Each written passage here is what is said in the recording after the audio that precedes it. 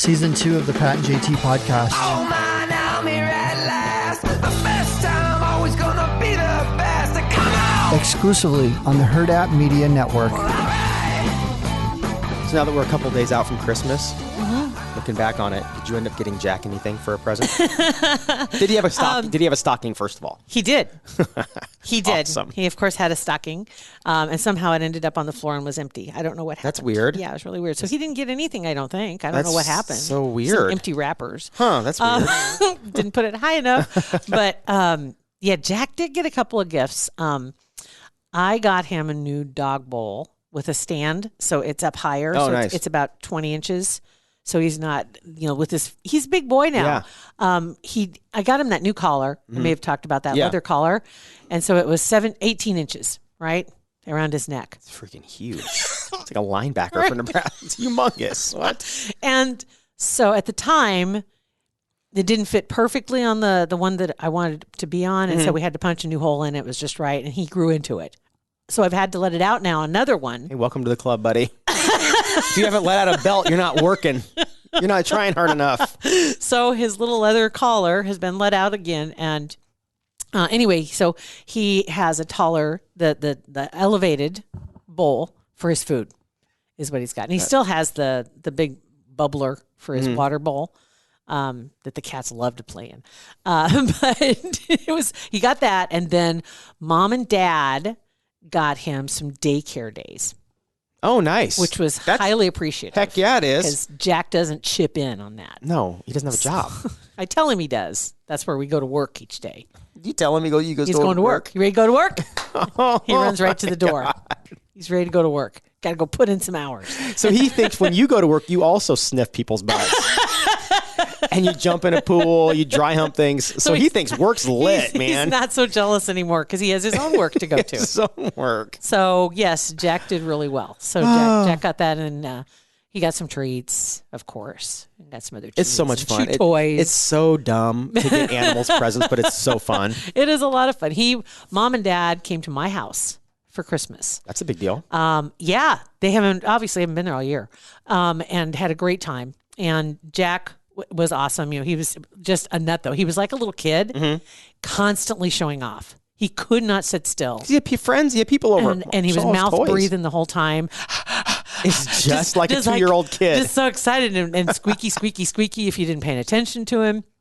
And he was running out the back door and chasing his Frisbee and showing off. And Mom likes to throw the Frisbee for him. And so they were learning how to get along without him taking her out. And it was working out really well.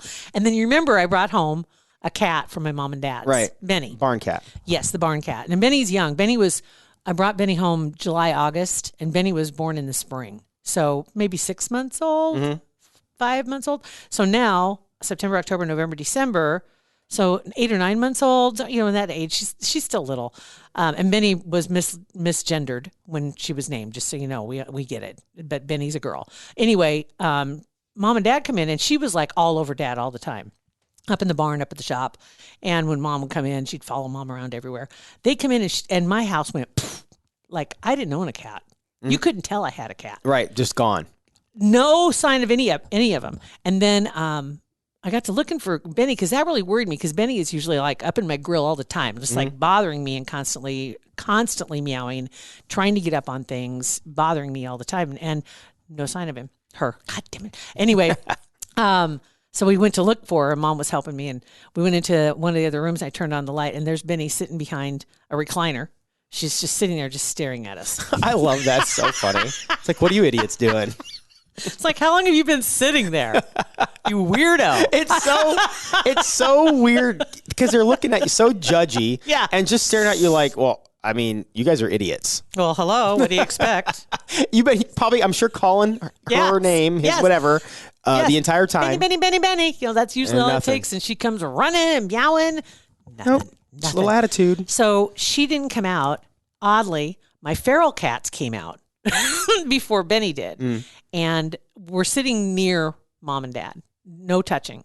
But it was really impressive. I was like, proud moment because I felt comfortable to come out finally and kind of check things out a little bit and even lay down next to them Yeah. Off in the corner and just kind of watching what's going on. Benny wouldn't come out. And by the time Mom and Dad were getting ready to leave, I think Dad was a little disappointed because Benny didn't come to him. You know what I mean? Yeah. Because they'd kind of been buddies, even though Dad says he, quote, hates cats. Right. And so I hear Dad out in the other room talking to Benny. And I'll be damned if Benny didn't come up. No way. Came up to him and then she laid down on her tummy or on her back. No way. It's like that video of the two guys that raise those tigers and then they go back out to the forest or whatever and they come running. You think the tigers are going to attack them, but they hug them? Nope. Yeah. Benny. That's like your dad and Benny. Yeah. Benny came out of the dark and was Benny and June. Yeah. Benny and Jean. Benny and Jean. Isn't that a movie? Benny and June? June. And so the other thing we did too is we went through, Mom brought a photo album. Not just any photo album. This is one I've never seen before.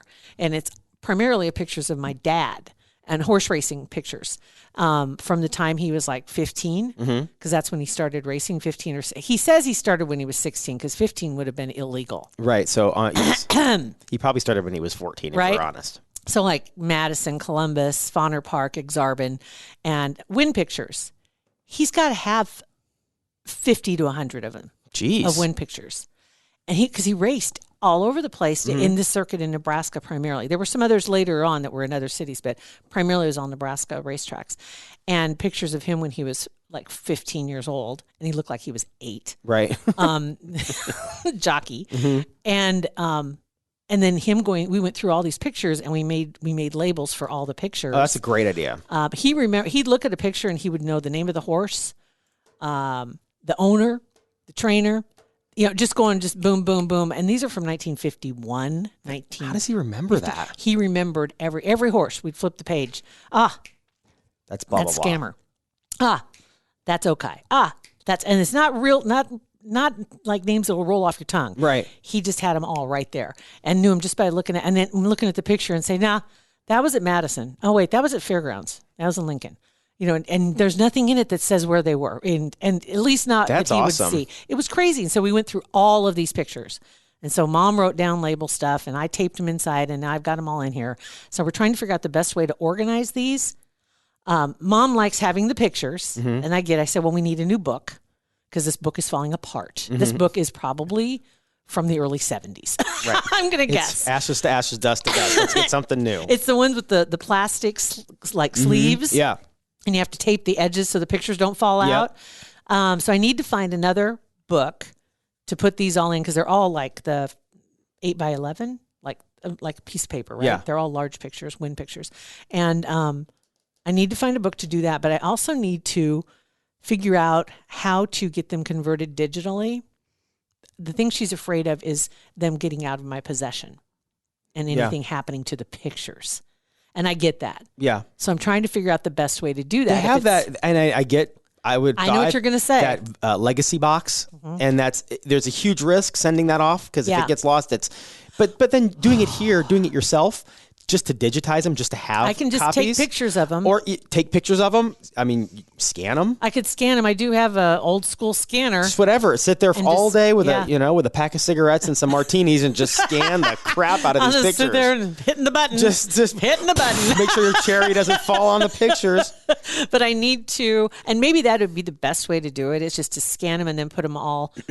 I'm going to tech out on you for a second, but with cameras, not the iPhone yet. I mean, there's some, you can take 4K pictures, 4K video, right? But if you would get a really, really high quality camera and put like 15 pictures out, you could take a picture of all 15 because the picture is so large and you can zoom in and it's still a really high quality picture just by cropping. You could crop it 15 times and then you're done. So it'd only be one picture instead of picture, whatever. I know. Do it. I got to figure out a way to do it. I just. So if anybody's done that, I'd be curious. I mean, if I just need to, but it's like 100 pictures. I mean, this book's got to be this like 6 to 8 inches thick. It might be kind of cool though to send it to professionals to have it done. I know. Yeah. 3 to 4 weeks. What I'd like to do is send it someplace, maybe like someplace local that could do it in house. They have those. And then they could repackage it in a new book, and we could figure out how to label them. Yep. And then be able to give Mom and Dad. That'd be awesome. You should do that.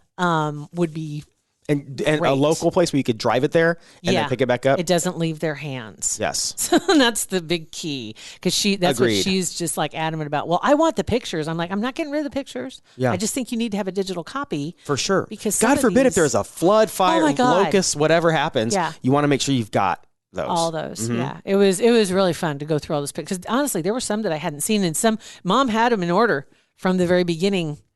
Each one of those wind pictures were in order. That's awesome. So she'd gone through all of them, done that. There was one picture of my dad when he was like 14 years old in our barn where I grew up in Ashland, which, by the way, the house and barn I grew up in is gone because the property was sold to somebody else, and they took everything, disappeared this last year. Rude. So when you drive by, it's just Nothing.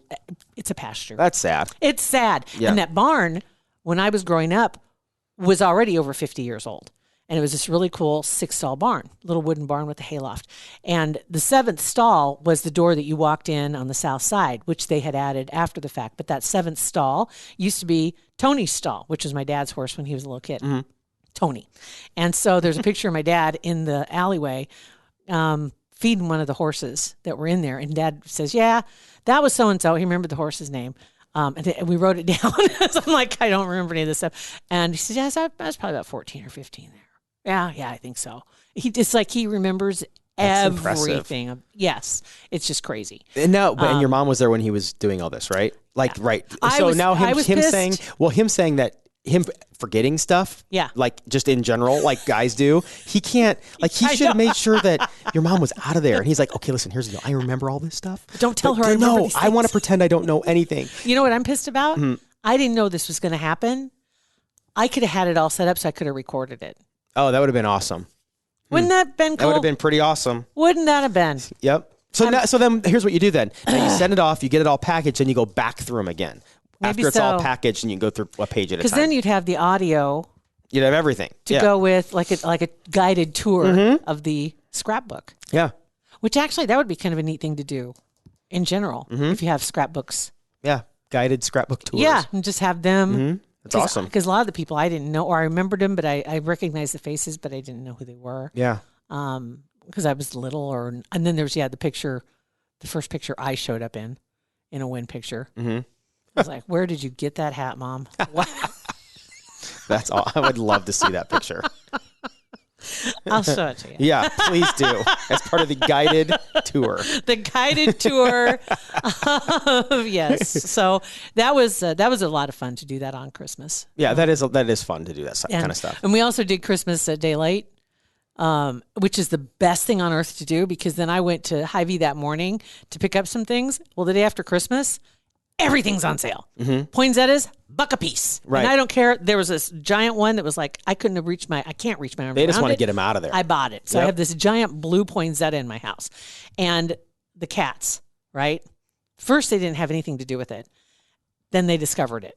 And now it's sitting in my bathroom with the door shut. Of course. So beautiful. Sitting in the tub.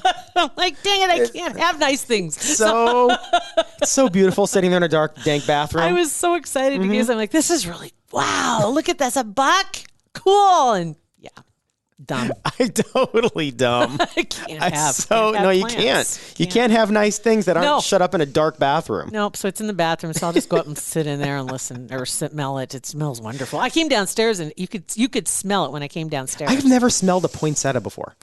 I didn't know. I didn't know they smelled. But apparently, I don't know. But they're in full bloom. Just beautiful. But my mom said that her poinsettia, we got her, it might have been for between Thanksgiving and Christmas, whatever. It's in the middle of her table.